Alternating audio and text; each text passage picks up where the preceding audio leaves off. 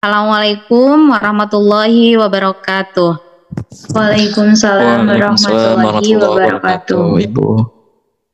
Ya, selamat pagi anak-anak, sehat semuanya. Pagi, Pagi Bu. Bu, Alhamdulillah alhamdulillah sehat.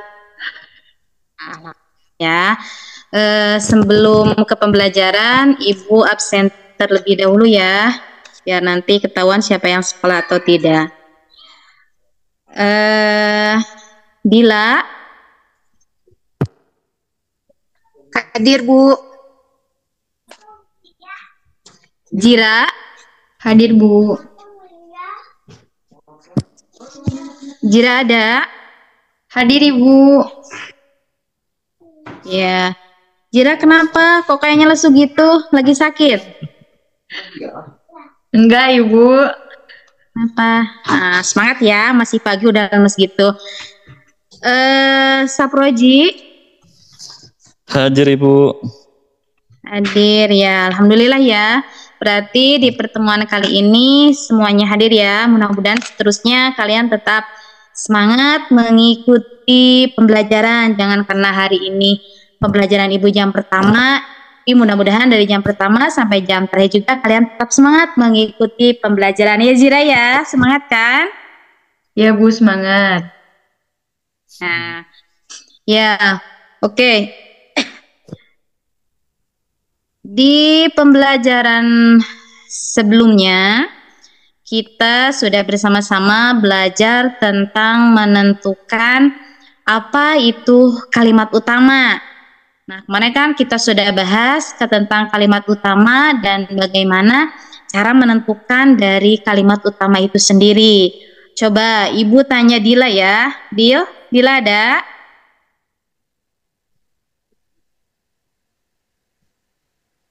Dila ada? Ada Bu. Nah, coba Dila, kalimat utama apa, Dil? Kalimat utama adalah kalimat yang berada di awal paragraf. Apakah kata utama itu hanya di awal paragraf saja? Tidak, Ibu. Ayo. Tidak. Tapi coba Saproji. Tadi Dila bilang katanya kalimat utama itu ada di awal. Apakah kalimat utama itu hanya di awal saja, Saproji? Tidak, Bu. Bisa di tengah dan juga bisa di akhir, Bu. Nah, ya betul. Berarti kalimat utama itu bisa ada di awal paragraf, bisa juga ada di akhir paragraf. Nah, di pembelajaran sebelumnya kan kita sudah dibahas kalau kalimat utamanya ada di awal, berarti paragraf itu dinamakan dengan paragraf deduktif. Sedangkan kalau kalimat utamanya berada di akhir, berarti paragraf itu dinamakan dengan paragraf induktif. Jadi yang namanya kalimat utama itu bisa berada di awal paragraf, bisa juga ada di akhir paragraf, bisa juga dua-duanya. Di awal ada dan di akhir juga ada. Nah, pembelajaran kita hari ini masih sama, ada kaitannya dengan kalimat utama. Cuman sekarang yang membedakannya adalah kamu lebih memfokuskan bagaimana cara menentukan dari kalimat topik. Nah, kemarin kita sudah belajar tentang menentukan kalimat utama. Nah, sekarang kita akan belajar bagaimana cara menentukan kalimat topik. Nah, kalimat topik sama ya. Cara menentukan kalimat topik itu sama hanya dengan cara menentukan kalimat utama. Nah, di sini Ibu akan bahas dulu apa itu kalimat topik. Nah, kalimat topik itu adalah kalimat yang mengungkapkan gagasan pokok atau gagasan utama dalam suatu tulisan. Jadi kalimat topik sama ya. Jadi kalimat topik itu adalah sebuah kalimat yang di dalamnya itu mengungkapkan gagasan pokok atau gagasan utama. Nah, bisa disebut dengan kata lain kalimat topik itu adalah pokok pembicaraan dari sebuah teks tersebut. Itu adalah kalimat topik. Nah, kemudian adapun ciri-ciri dari kalimat topik. Nah, ciri-ciri dari kalimat topik itu yang pertama adalah ada di awal paragraf. Nah, biasanya kalimat topik itu Kemudian ciri yang kedua itu kalimat topik itu adalah berisikan kalimat utama. Nah, tadi kan seperti yang sudah kita pelajari di pembelajaran sebelumnya, kalimat utama itu bisa ada di awal, bisa juga ada di akhir, bisa juga dua-duanya, di awal ada, di akhir juga ada. Nah, berarti ciri dari kalimat itu yang kedua adalah kalimat berisikan kalimat utama. Kemudian ciri yang ketiga adalah terdiri dari suatu pernyataan. Yang keempatnya adalah memiliki arti yang jelas. Yang kelimanya adalah dibentuk tanpa bantuan kata sambung. Nah, itu adalah ciri dari kalimat topik. Nah, adapun cara menentukan kalimat topik. Nah, ada beberapa cara yang bisa kalian lakukan. Bagaimana sih Bu cara menentukan kalimat topik itu? Gampang sekali. Nah, cara dari menentukan kalimat topik itu sendiri, yang pertama yang bisa kalian lakukan adalah melihat judulnya dulu. Lihat si judul bacaan. Nah, judul bacaan itu biasanya lebih identik ke topik. Jadi topik itu si judul itu sudah mengandung topik. Nah, kalau kalian bertanya, Bu, gimana kalau contohnya sebuah paragraf kan nggak ada judulnya, atau contohnya sebuah teks bacaan nggak ada judulnya, bagaimana kita bisa menentukan topiknya kalau teks tersebut tidak ada judulnya? Nah, langkah yang kedua bisa kamu lakukan adalah dengan cara menentukan kalimat utama. Nah, seperti yang sudah kalian pelajari di pembelajaran sebelumnya, kalian sudah paham kan bagaimana menentukan kalimat utama itu.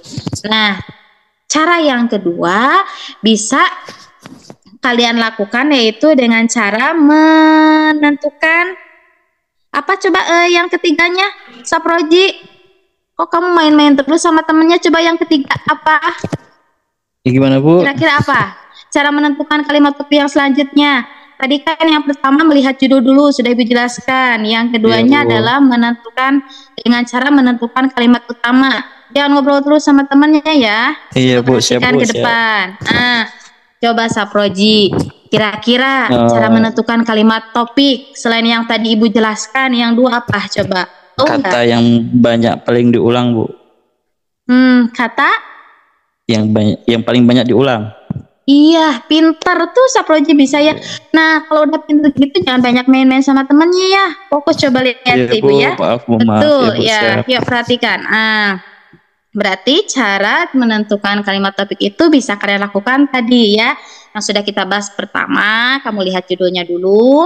Kedua, kalau contohnya teksnya itu nggak ada judulnya, kamu bisa mencarinya dengan cara menentukan atau menemukan kalimat utama. Nah, yang ketiga tadi yang Saproji sebutkan, bisa kita temukan adalah kata yang sering diulang dalam teks tersebut. Nah, bisa dipahami sampai sana? Iya Bu, siap Bu. Jira, bisa dipahami Jira? Bisa dipahami Bu. Ya? Oke, coba sekarang kita lanjut lihat contohnya. Kalian bisa lihat contohnya di layar ya. Ibu coba tampilkan. Nah, coba Ibu minta Dila. Dila, ada? Ada Ibu. Nah, coba Dila bacakan teksnya, Dil. Ya Bu. Lenong adalah salah satu kesenian teater tradisional Indonesia yang cukup fenomenal. Kesenian lenong telah berkembang sejak akhir abad ke-19 oleh seorang saudagar Cina bernama Lian Ong. Awalnya, Lian Ong kerap memanggil dan menghadirkan pertunjukan teater hanya sebagai sarana hiburan bagi masyarakat sekitar. Hingga akhirnya lenong menjadi tontonan panggung resmi dan mulai dipertunjukkan secara rutin sejak tahun 1970-an sampai sekarang. Lenong dikenal sebagai kesenian asal Jakarta yang ditampilkan dengan dialek Betawi. Sudah Bu. Oke, bagus. Coba dari teks yang tadi sudah dibacakan Dila ya. Coba siapa yang tahu kira-kira topik dari teks itu apa? Ada yang bisa siapa? Saya Bu. Ya, silakan. Saproji apa? Setelah saya baca dan dengar dari Teh Dila, topiknya adalah lenong Bu. Karena di situ yang paling banyak diulang. Oh iya, betul. Jawabannya betul ya. Topik dari teks bacaan itu adalah lenong. Nah, kenapa coba Saproji bisa jawab bahwa itu lenong? Ya karena kata itu adalah kata yang paling banyak diulang itu. Oh iya, betul. Ya, Ya, nah berarti betul ya tadi yang dijawab oleh Saproji, topik dari ya, teks Bu. tersebut adalah lenong. Tadi alasannya kenapa? Saproji bilang karena lenong itu adalah kata yang terus berulang-ulang ada dalam teks tersebut. Bisa ya, dah itu berdasarkan ciri yang sudah tadi kita bahas bahwa salah satu ciri dari kalimat topik itu salah satunya kan adalah kata yang sering diulang. Nah, begitu juga dengan topik yang ada dalam teks ini. Tadi topiknya adalah lenong yang dijawab oleh Saproji, betul ya. Tadi kata Saproji lenong, kenapa lenong? Karena kata lenong adalah kata yang berulang-ulang disebutkan dalam teks tersebut. Betul. Berarti kalian sudah bisa ya, pintar pokoknya. Selain Saproji pasti yang lainnya juga bisa ya. Coba sekarang setelah menentukan kalimat topik, coba Ibu tanya kembali pertanyaan yang kedua. Kira-kira dari teks itu apa kalimat utamanya? Yuk, siapa yang bisa? Atau Ibu tunjuk saja ya. Atau siapa yuk yang bisa kalimat utama menentukan kalimat utama? Saya Bu. Siapa? Zira. Ya, coba Jira, silakan kalimat utama dari teks yang tadi yang sudah dibaca oleh Dila. Ya, dari teks yang udah dibaca sama Dila, kalimat utamanya ada di awal paragraf, yaitu lenong adalah salah satu kesenian teater tradisional Indonesia yang cukup fenomenal. Oke, kalau kalimat utamanya adalah yang tadi, yang Dila, yang Jira sebutkan. Tadi ada di awal katanya ya. Kenapa? Kenapa nggak kalimat yang kedua? Enggak, jadi kalimat utamanya itu kenapa ada di awal paragraf? Karena di awal paragraf ini adalah kalimat intinya. Terus kan tadi juga disebutkan bahwa cara menentukan kalimat topik bisa dilihat dari kalimat utama di awal atau kalimat utama di akhir paragraf. Iya, oke, betul. Berarti Jira juga sudah paham ya, berarti ketika mau menentukan kalimat utama, tadi kan bisa ada di awal, bisa juga ada di akhir, bisa juga ada di dua-duanya, bisa ada di awal dan di akhir. Nah, berarti ketika kita menentukan kalimat utama, bisa kita fokus dulu ke awal paragraf dan ke akhir paragraf. Nah, dalam teks ini jelas ya, kalau kalimat utamanya itu ada di awal. Lenong adalah, nah kalau yang kalimat yang di terakhirnya kan kata-katanya adalah, apa itu coba? Lenong dikenal sebagai, nah itu bahkan adalah kalimat penjelas yang menjelaskan tentang lenong yang ada pada kalimat utama yang di awal. Berarti betul ya tadi yang disebutkan oleh Cira, kalimat utamanya ada di awal. Coba Dila ada?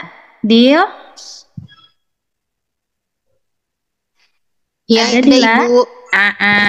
Nah, tadi kan kalimat utamanya ada di awal. Coba Dil, kalau kalimat utamanya ada di awal paragraf itu dinamakan dengan paragraf apa, Dila? Paragraf dedukatif, Bu. Deduktif. Lamun ya. Lamun kan saha. Fokus ke Ibu ya.